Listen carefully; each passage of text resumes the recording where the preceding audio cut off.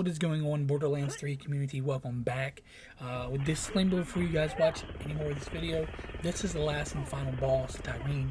So, spoiler alert, if you haven't made it this far, click off the video. For those who have made it this far and are struggling with this is the video for you.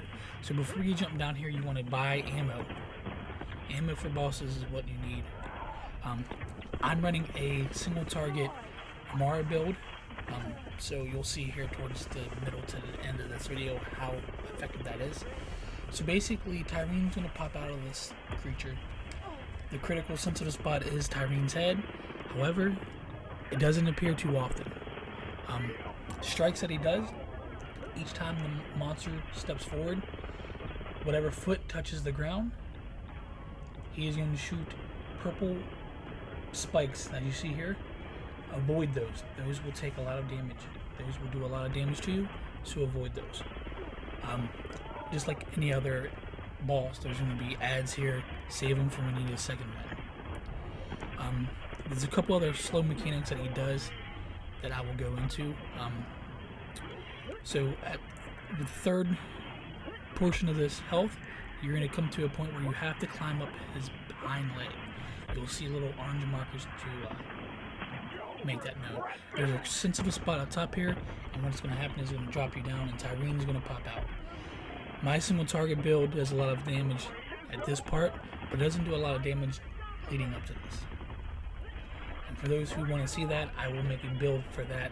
Not for the weapons, just for like the feats and things like that. The stat trees. So after you initially take down a third of its health, it's going to do this solar beam thing here. Just avoid those as much as possible. I know a lot of times it's going to be hard.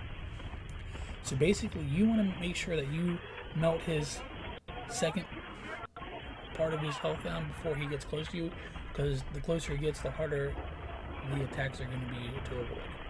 So I'm running with its piss grenade and the single target build. Fire is going to help wonders here because it doesn't have a lot of shield, if any. So fire weapons is key.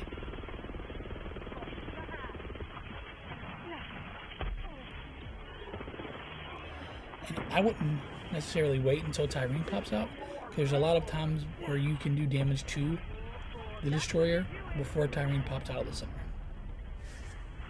So there you go. That's the second part of his health down. I had trouble here with this. This is not something that's easy, and then I climbed at the wrong leg. So you want to look for the orange lights, kind of, and I still messed up the second time. So with that being said, climb up. You're going to do the same thing as you did before. Hit the sensitive spot. It's going to push you down. Attack Tyreen's head for the most damage. As you see that burst of damage right there. So I initially skipped the damage phase again for that.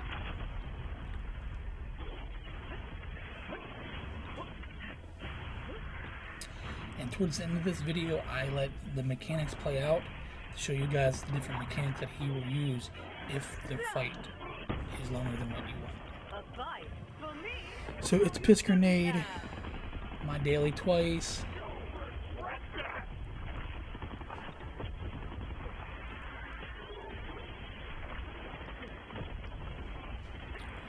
What's going to happen is there's going to be a move that he does where he's on both sides of the platform shooting beams in a clockwork motion.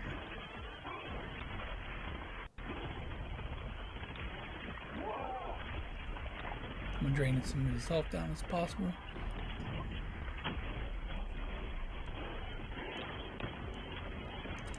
Alright, this is the move I was talking about.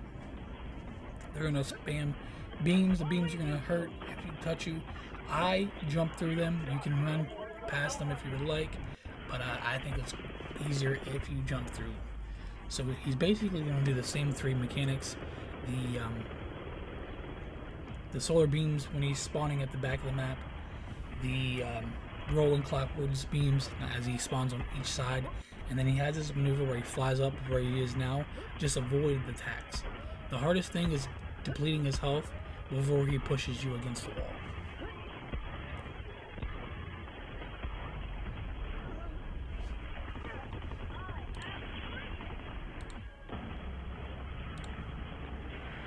So there's the other attack.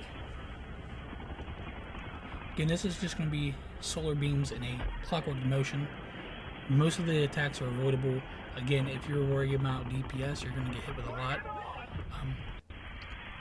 Just make sure you have an enemy to catch your second wind. There's a Mara build that gives you initial second wind, I want to say every 60 seconds. As soon as you go down, you initially hit the second wind without killing anything. So that is something to look forward to as well. If that's the build that you want to use, if you're trying to stay alive, by all means. If you like this video and you want to see more videos about boss guides and Borderlands 3 content, like, subscribe, and turn notifications on. I'll see you in the next one. Peace.